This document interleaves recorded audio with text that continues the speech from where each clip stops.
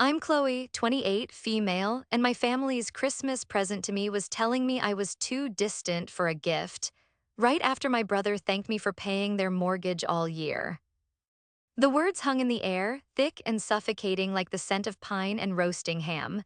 They seemed to warp the festive cheer of my parents' dining room, twisting the twinkling fairy lights into mocking little stars. I stood there, a ghost at the feast, my presence apparently so negligible that it didn't warrant a simple gift, yet substantial enough to shoulder the single greatest financial burden of the household. My dad, Robert, delivered the line. He said it with a shrug, not with malice, but with a casual dismissiveness that was somehow worse. He was a man who operated on the principle of least resistance, and for my entire life, the path of least resistance had been to placate my brother, Ethan, and to expect me to understand. "We didn't get you anything, Chloe," he'd said, taking a hearty sip of his wine. "You've just been so distant this year." Before I could even process the sting, Ethan laughed. It was a loud, booming sound that filled the room, a sound of pure, unadulterated victory. "But thanks for covering the mortgage this year," he crowed, raising his own glass in a mock toast. The others around the table, aunts, uncles, cousins, offered a few sycophantic chuckles. They were all in on the joke, and the joke was me. The final turn of the knife came from my Aunt Carol. She slid a flimsy, white plastic plate from a stack she kept for leftovers and held it out to me. Her expression was one of mild pity, the kind you'd give to a stray cat. "There's extra ham in the garage fridge, dear," she said, her voice syrupy sweet. "You can take some home." A plastic plate. My contribution was the roof over their heads. My reward was a disposable dish for leftovers stored next to the lawnmower. In the corner of the room, near the brightly lit Christmas tree, was a mountain of presents. A beautiful, carefully curated pile of gifts wrapped in elegant silver and gold paper, each with a handwritten tag, "My gifts." The ones I had spent weeks picking out, the ones I had wrapped late at night after long work days. I had bought my dad the high-end espresso machine he'd been coveting, my mom a spa weekend, and Ethan. I had paid off the last of his student loan debt, a surprise I had documented in a card resting inside a beautifully wrapped box. I had thought it might be a turning point for us.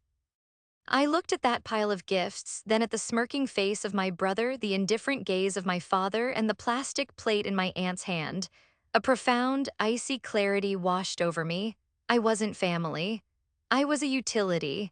And they had just made it clear that the utility was no longer required to have feelings. So I did the only thing I could. Without a word, I turned, walked out of the dining room, and left the house, leaving the echo of their laughter behind me. I didn't forget to take the gifts with me. This wasn't a sudden fracture, it was the final, shuddering snap of a bone that had been under pressure for 28 years. The dynamic was set in stone from the moment Ethan was born 2 years after me. He was the golden child, the miracle boy, and I was the responsible one, the sensible older sister. My achievements were met with a quiet nod, a simple, "That's nice, dear." Ethan's were grounds for a celebration. When I won a statewide scholarship for college, my dad said, "Well, that's a relief, saves us a bundle." When Ethan won a third-place ribbon at the county fair for his lopsided pottery, my parents framed it and hung it in the living room. The real trouble started about 18 months ago. Ethan, ever the aspiring entrepreneur, had convinced my parents to co-sign a massive loan for his artisanal kombucha brewery. He had a flashy business plan and a lot of confidence, but zero business sense. The venture collapsed in less than a year, leaving my parents on the hook for a debt so large it threatened to swallow their home. I remember the day I found out. I had stopped by on a Sunday and my mom, Helen, was at the kitchen table, her face pale, staring at a stack of red-stamped envelopes. My dad was pacing the floor, his face grim. Ethan was nowhere to be seen, likely off with friends, decompressing from his business failure. My parents explained the situation in hushed, ashamed tones. They were going to lose the house, the home I grew up in. My heart ached for them. I was a senior UX designer at a major tech firm. I worked hard, put in long hours, and had built a successful and stable life for myself. Seeing them in such distress, I did what the responsible one always does. I stepped in. "I can help," I said, my voice steady. "I can cover the mortgage payments until you get back on your feet." The relief on their faces was palpable, a physical wave that washed through the room. "Oh, Chloe," my mom cried, hugging me tightly.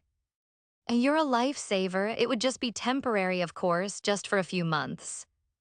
That was the line, just for a few months. A temporary solution to a temporary problem, but the months bled into a year and then some. There was never any talk of them resuming payments. My monthly transfer to their bank account became as regular and as unacknowledged as the sunrise. Ethan, meanwhile, faced no consequences. He moved back into his old bedroom, rent-free, and spoke of his next great idea, all while I was single-handedly keeping the family home from foreclosure. My job was demanding. There were deadlines, projects that required late nights, and occasional weekend work. This was the source of the money that paid their mortgage, a fact they conveniently ignored. If I had to miss a Sunday dinner because of a critical project launch, I wasn't being responsible, I was being distant. If I couldn't make it to a cousin's birthday party because I was flying back from a work conference, I was forgetting where I came from. They had crafted a perfect narrative. Chloe was the career-obsessed, emotionally unavailable daughter who threw money at her family instead of giving them her time. It was a narrative that absolved them of any guilt and erased any sense of gratitude. They took the money because they needed it, but they resented me for being the one to give it. My presence was a constant, uncomfortable reminder of their failure and their dependency. And on Christmas Day, they had finally decided it was easier to write me off completely than to acknowledge the truth. The weeks leading up to that Christmas were filled with a familiar, foolish hope. It's a stubborn weed, hope. No matter how many times you cut it down, it finds a way to sprout again in the cracks of your certainty. This year I thought would be different. This year they would finally see. The catalyst for my renewed optimism was a phone call from my mother in early December. Her tone was warmer than usual, less fraught with the passive-aggressive sighs that usually punctuated our conversations. "Chloe, honey, I was just thinking about you," she began. "Your father and I were saying how we haven't seen enough of you lately." I was in my car, stuck in traffic after a grueling 10-hour workday. My neck ached and my eyes were gritty from staring at a screen. "I know, Mom, work has been intense. We have this big Q1 launch and my team is—" "Yes, yes, your work," she cut in, the warmth dimming slightly.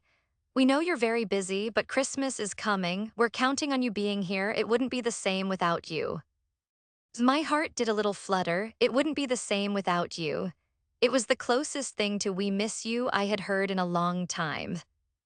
"Of course I'll be there, Mom. I've already blocked off my calendar for Christmas Eve and Christmas Day." "Oh, wonderful," the warmth returned, flooding the phone line. "Ethan is so excited. He's been working on a new song he wants to play for everyone on his guitar." Of course he was. My contribution was the stability of their entire existence. His was a song. I pushed the cynical thought away. This was me trying. "That's great, Mom. I can't wait to hear it." "And Chloe," she added, her voice dropping to a conspiratorial whisper, "don't worry too much about gifts this year. Your presence is the real present." I smiled, a genuine, unforced smile. It felt like a breakthrough, an acknowledgement that my time and my company were what truly mattered. I took her words at face value, but I had no intention of showing up empty-handed. This was my chance to shower them with generosity, not as a transaction, but as a pure expression of love. I wanted to spoil them. I wanted to see their faces light up with genuine joy, a joy that I had caused. So my mission began. I spent my lunch break scrolling through high-end appliance websites for my dad, finally settling on a sleek Italian espresso machine that frothed milk with the touch of a button. He'd been complaining about his old drip coffee maker for years. For my mom, I booked a 2-night stay at a luxury spa and wellness retreat an hour from their house. She was always so stressed, so worried. I imagined her in a plush robe, getting a massage, the tension finally melting from her shoulders.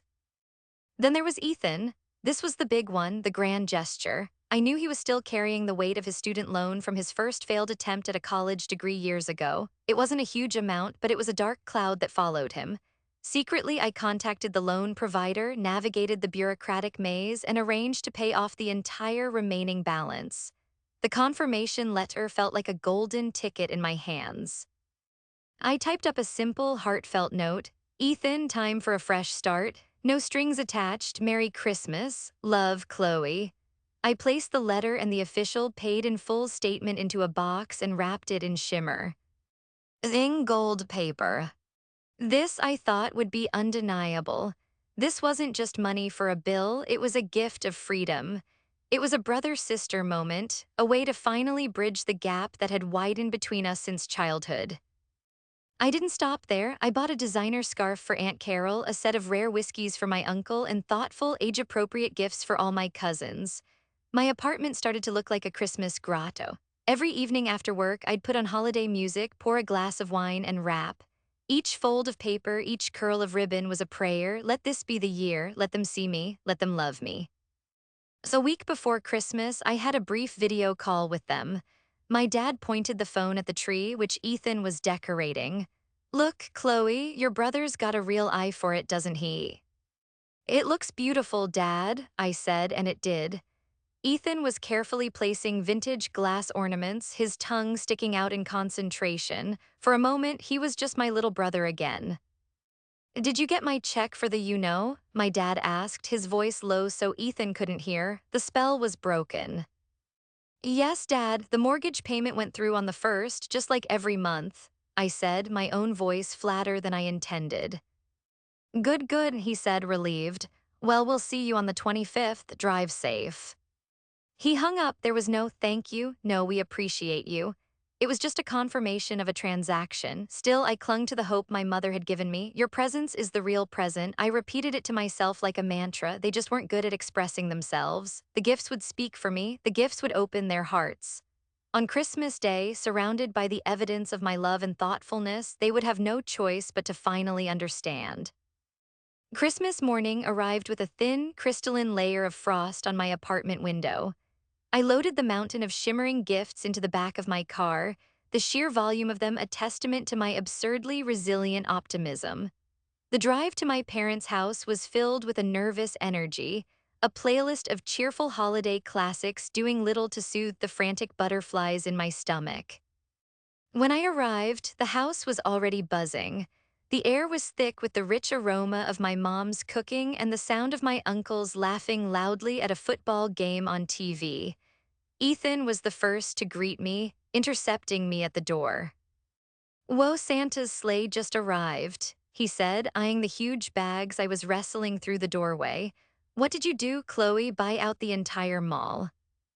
Just a few things for everyone, I said, smiling, trying to project a calm I didn't feel. Merry Christmas, Ethan. He gave me a quick one-armed hug, his eyes already scanning the tags. Merry Christmas. Hey, can you give me a hand? I'm trying to set up the new soundbar I got. He had gotten a new soundbar. That was a good sign. It meant there were gifts being exchanged. My mother's words about my presence being the present were probably just a sweet gesture, not a literal statement of fact. Relief washed over me as I helped him untangle a few wires. I placed my contributions under the tree, where they formed a glittering new mountain range next to a much smaller hill of existing presents. I noticed none of them had my name on them, but I quickly dismissed it. They probably had my gift hidden away somewhere, waiting for the right moment. A special gift doesn't just sit under the tree. The day wore on in a blur of small talk and feigned festivity. I helped my mom in the kitchen, complimented my Aunt Carol on her luridly colored Christmas sweater, and listened to my Uncle Mark recount the same fishing story he told every year. I felt like an actor in a play I'd performed 100 times. I knew my lines, my cues, my blocking. I was playing the part of the happy, integrated daughter. Finally, after the early dinner, my dad clapped his hands together. All right, time for the main event. Ethan, start passing them out. My heart began to pound. This was it. Ethan, wearing a Santa hat, eagerly took on the role of master of ceremonies. He handed out gifts to everyone, his voice booming with each name. My mom opened her spa weekend first. She looked at the certificate, a flicker of confusion on her face. Oh, she said, a spa, that's thoughtful, Chloe. She folded it quickly and set it aside, her smile tight. It wasn't the unadulterated joy I had pictured.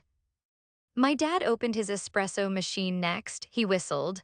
Wow, this is the real deal, the Anarelli 5000. He looked at me, a strange expression on his face. It wasn't gratitude. It was something more like assessment, as if he were calculating the cost. You shouldn't have, Chloe. This is too much. I wanted to, I said, my voice small. I know how much you wanted one. He nodded slowly and put the large box down by his feet, turning his attention to the gift my aunt had given Hi. A pair of flannel pajamas. He held those up with a broad grin. Now these look comfy, thanks, Carol. One by one, my carefully chosen gifts were opened with muted, almost uncomfortable acknowledgments. It was as if their expense made everyone uneasy, a reminder of the financial gulf between us. The joy I had hoped to create was curdling into a strange kind of resentment. The peak was Ethan's gift. It was the last one from my pile. He unwrapped it with his usual dramatic flair, tearing the paper with gusto. He opened the box and pulled out the letter. The room fell silent as he read it. I held my breath, watching his face for the dawning comprehension, the wave of gratitude, the brotherly love. He finished reading, then looked at the official paid in full notice. He didn't look at me, he looked at our dad. He let out a short, sharp laugh. It was a hollow, cynical sound. Well, what do you know, he said, tossing the papers onto the coffee table. My sister, the ATM, strikes again. He stood up. I think this calls for that song I wrote. He grabbed his guitar. A cold dread washed over me. He hadn't seen it as a gift. He'd seen it as another transaction, another flexing of my financial muscle. He was insulted, not liberated. As he started strumming a generic, melancholy tune, my dad cleared his throat, commanding the room's attention again. He was holding a small, brightly wrapped gift, the last one from under the tree. It was for my mom from him. After she opened it, the space under the tree was bare except for a few stray scraps of wrapping paper. There was nothing left. There was nothing for me. That was when he said it. That was when my dad looked over at me, almost as an afterthought, and delivered the line that would echo in my mind for years. Oh, we didn't get you anything, Chloe. You've just been so distant this year. The blood drained from my face. The air in my lungs turned to ice. It was a direct quote of my own lie to myself that my distance was a problem I had to fix rather than a symptom of their neglect. They had taken my biggest insecurity and served it to me as a justification. Then came Ethan's laugh, loud and triumphant. But thanks for covering the mortgage this year. The room erupted in a smattering of awkward, complicit chuckles. No one defended me. No one looked at my dad in shock. My mother just stared intently at her new necklace, refusing to meet my eyes. The final blow was Aunt Carol and her plastic plate. There's extra ham in the garage fridge, dear. I looked at her hand, holding the pathetic offering. I looked at the pile of my expensive, unwanted gifts sitting by their feet. I looked at the satisfied smirk on Ethan's face as he launched into his chorus. I looked at my father, who had already turned his attention back to the football game's halftime report. Something inside me didn't just break, it vaporized. It turned to dust and blew away. The hope, the foolish, stubborn hope, was finally gone.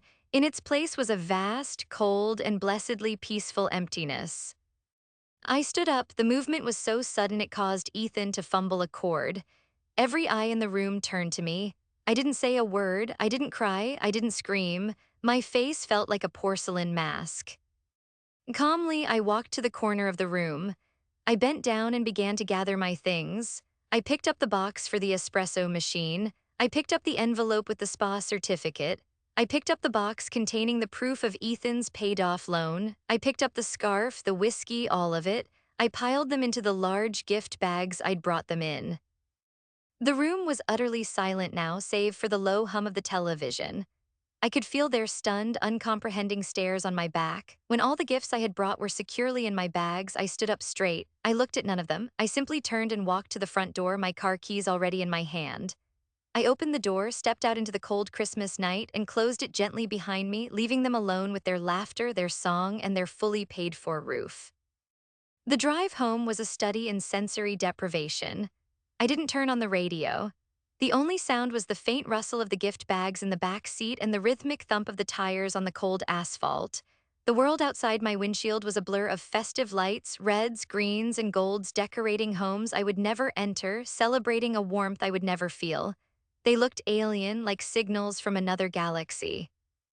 I didn't cry. The shock had frozen my emotions solid, encasing my heart in a thick layer of ice. There was no rage, no sorrow, just a profound and unsettling stillness. It was the quiet that comes after a devastating storm has passed, leaving a landscape so completely altered it's unrecognizable. When I got back to my apartment, I hauled the heavy bags out of the car and set them in the middle of my living room floor. They looked absurd there, Nument to my own folly, the glittering silver and gold paper seemed to mock me. I sank onto my sofa and just stared at them. The espresso machine for a father who saw me as distant. The spa weekend for a mother who couldn't meet my eyes. The paid-off loan for a brother who called me an ATM. Each gift was a verse in a sad song about unrequited love. Slowly, methodically, I stood up and walked to my home office. I sat down at my desk, opened my laptop, and navigated to my online banking portal. I found the recurring monthly payment, mortgage family home. The description I had so dutifully typed in 18 months ago now seemed like a cruel joke. With a click of the mouse, I canceled the payment. Then I went to the bill payment history and began the tedious process of downloading every single statement, every confirmation, every digital receipt of the payments I had made, 18 months of them. I saved them all to a folder on my desktop, titling it simply, The Loan.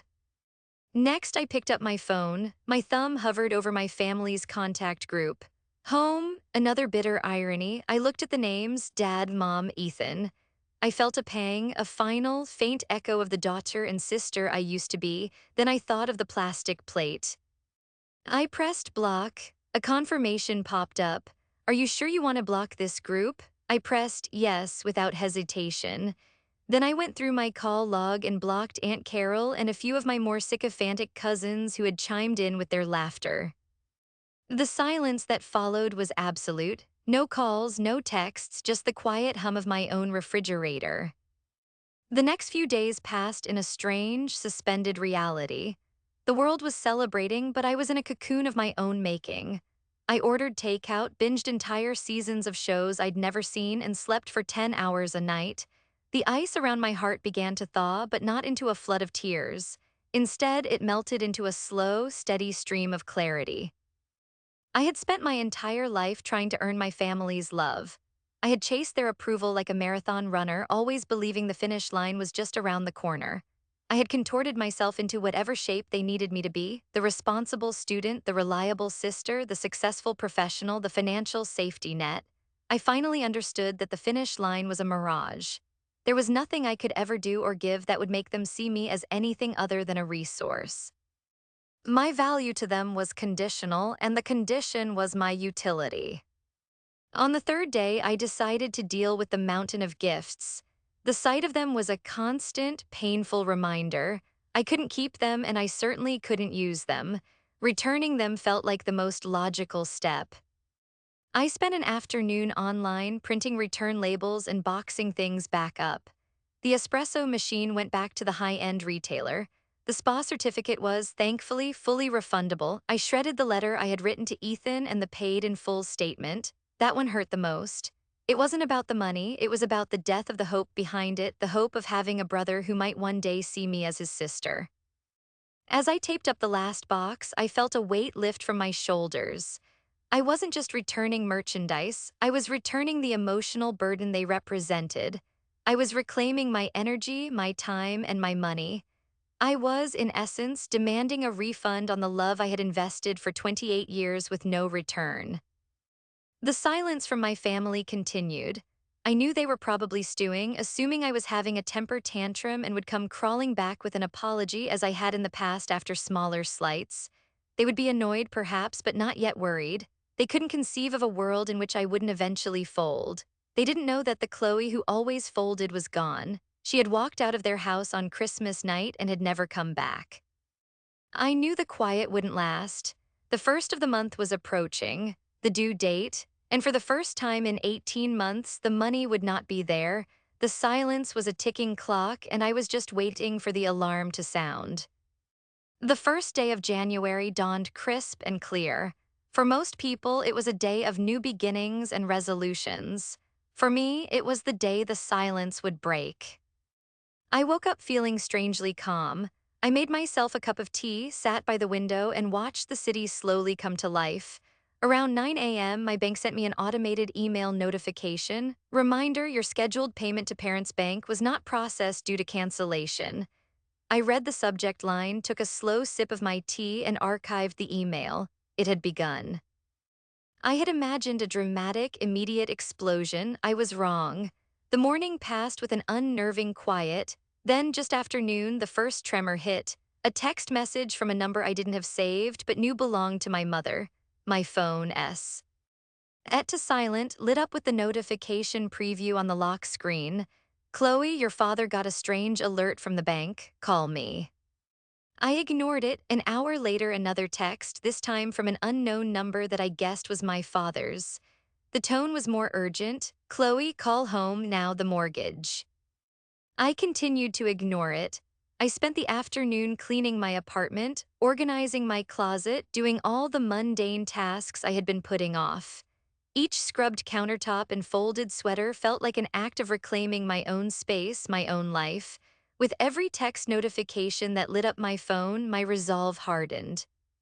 By late afternoon, the tremors had become a full-blown earthquake. My phone was buzzing incessantly. Blocked calls from Dad, Mom, and Ethan filled my call log. They had tried my work email, which I had set to auto-reply with an out-of-office message until the following week. Then came the emails to my personal account. The first email was from my mother. Subject urgent, please call us. Chloe, I don't know what's going on or why you aren't answering, but we got a notice of non-payment for the mortgage. It's due today. I'm sure it's just a mistake with the bank on your end. Can you please sort it out and let us know? We're very worried. Love, Mom. Worried about the payment, not about me. The love at the end felt like a tactical insertion, a programmed response devoid of any real meaning. I deleted it without replying. The next email, an hour later, was from my father. The tone was markedly different. Subject, what is this?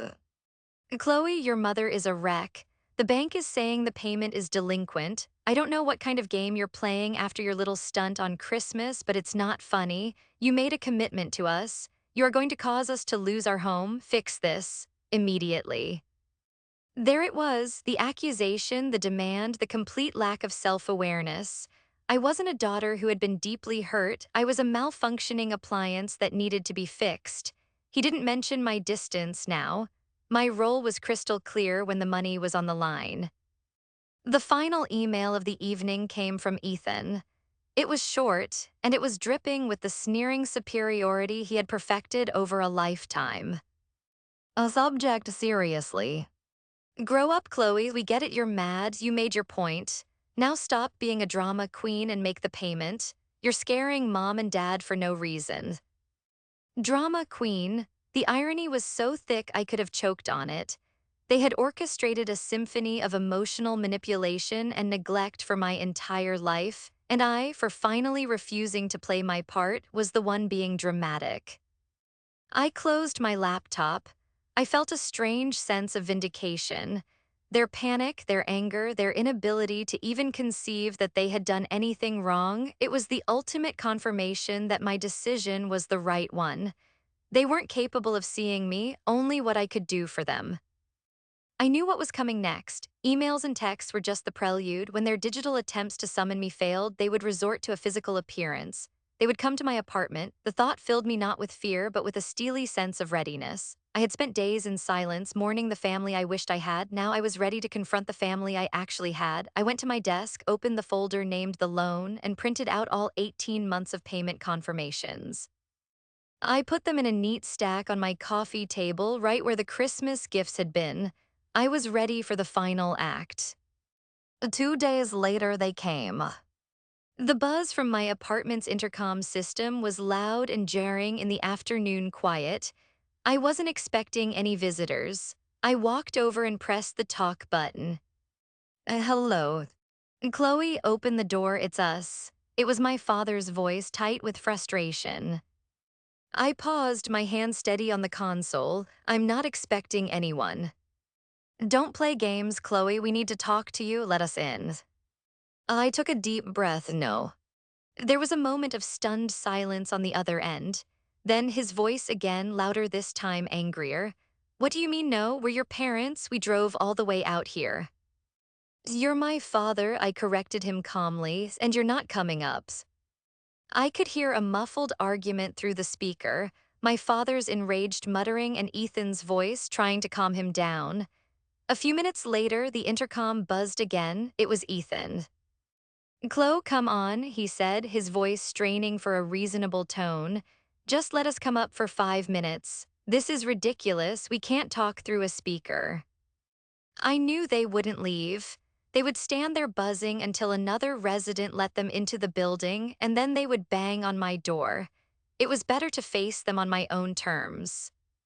Fine, I said, my voice cold, 5 minutes. I buzzed them in and then waited by my door, my heart a steady, rhythmic drum against my ribs. I heard the elevator ding, then the sound of footsteps approaching down the hall. A loud, insistent knock rattled the door.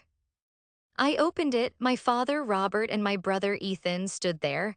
My dad's face was red with fury, a stark contrast to Ethan's expression of exasperated impatience. My mother, I noted with a strange sense of detachment, was not with them. She had sent the men to handle the problem. What do you think you're doing? My father began immediately, his voice a low growl as he pushed past me into my apartment. Ethan followed, looking around my clean, orderly space with a hint of a sneer. I live here, I said, closing the door and turning to face them. I remained standing, a silent refusal to invite them to sit. And my 5 minutes have started. My father spun around, his hands clenched into fists at his sides. This isn't a joke. We're getting calls from the bank every day. We have late fees. We could get a foreclosure notice. Is that what you want, to see us out on the street? Is that what's happening? I asked, my voice genuinely curious. Tell me, how does it feel to be worried about losing your home? The question caught him off guard. He stammered for a moment. How does it feel? It feels awful. It's a nightmare, and it's a nightmare you've created. No, I said, my voice quiet but firm. It's a nightmare you created when you co-signed a loan you knew you couldn't afford for a business that was destined to fail. It's a nightmare Ethan created when he defaulted on that loan. Ethan, who had been leaning against the wall looking bored, pushed himself upright. Hey, that's not fair. I was trying to build something. Were you? I turned my gaze to him. And what are you building now, Ethan? While you live rent-free in a house I'm paying for, what is your contribution? A song? Did you try paying the bank with a song? His face flushed with anger. You have no idea what you're talking about. You just sit in your ivory tower with all your tech money and judge everyone. You're right, I said. I do have money. And for 18 months, I have used that money to keep a roof over your head. I have paid your mortgage. I paid your bills while you did nothing. And in return, my family, my father told me I was too distant for a Christmas present. And you, my brother, called me an ATM and thanked me for the cash in front of everyone. So yes, I'm done paying.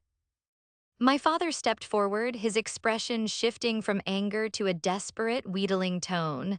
Chloe, listen, we know you're upset. Your mother is worried sick. What we said at Christmas, it was a mistake, a poor choice of words. We were stressed. A poor choice of words, I repeated, a humorless laugh escaping my lips. Dad, it wasn't the words, it was the truth behind them. For the first time, you were all honest. You told me exactly what you think of me. You think I'm a bank, and you're angry that the bank is closed. I walked over to my coffee table and picked up the thick stack of printed papers. What's that? Ethan asked suspiciously.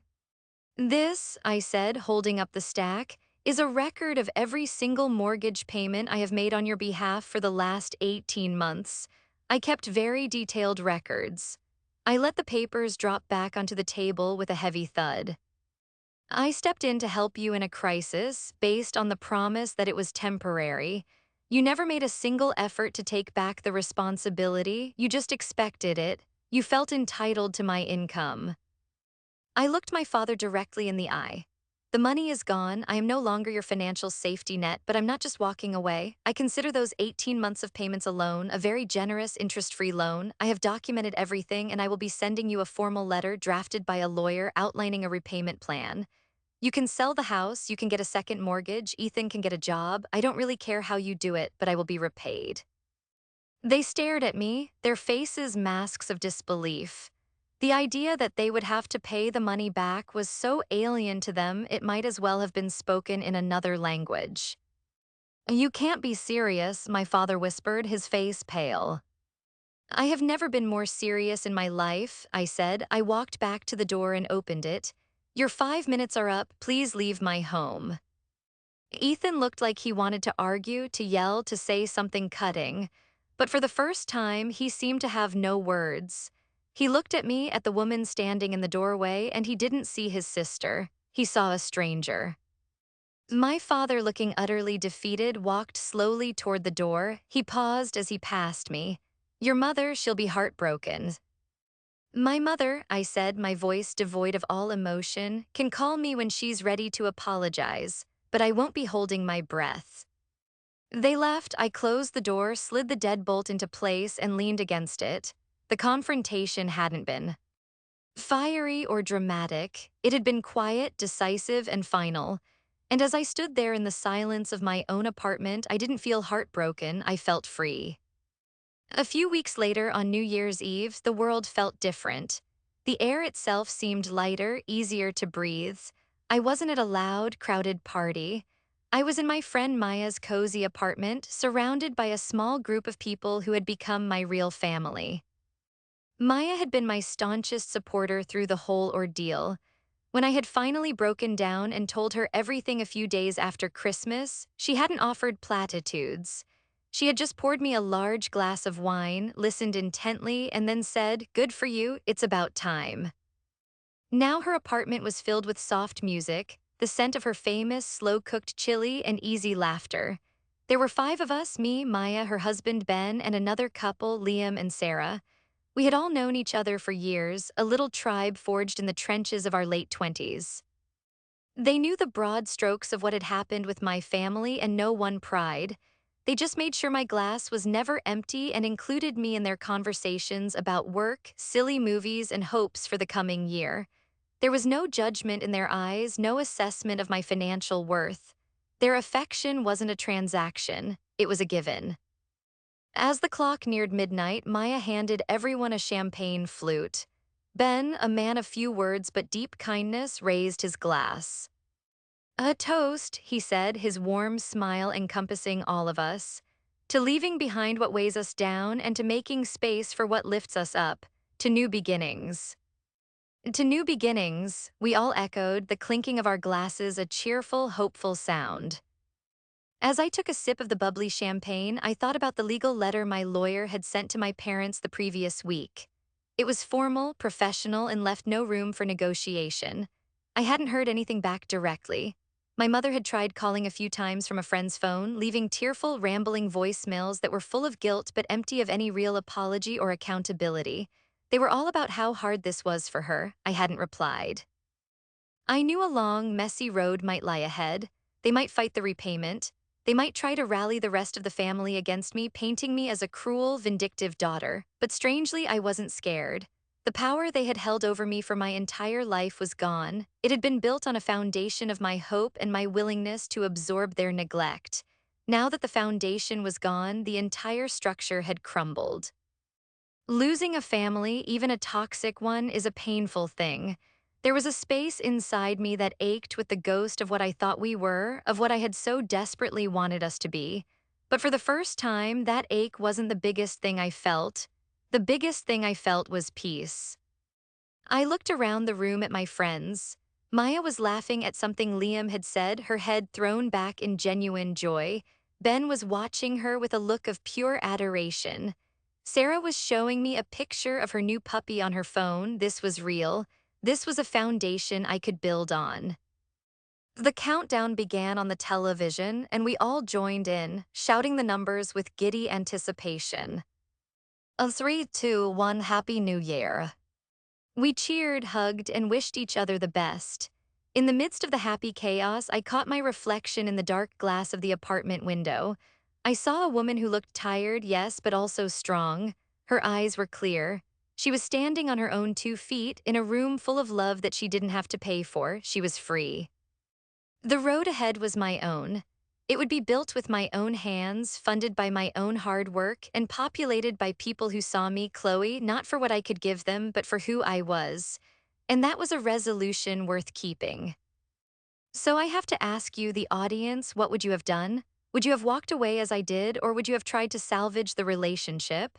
It's easy to judge from the outside, but when you're tangled in years of family history, the lines get so blurry. Sometimes the most loving thing you can do for yourself is to let go, even if it hurts. I'm learning that lesson every day. After listening to today's story, perhaps it has raised some new questions in your mind. Every day on Reddit, new experiences and moments create fresh stories. We are all human, navigating the complex web of relationships and emotions. If you enjoyed this story, feel free to share it with someone who might find it resonant. Thank you for your time, and don't forget to keep an eye out for more stories coming soon.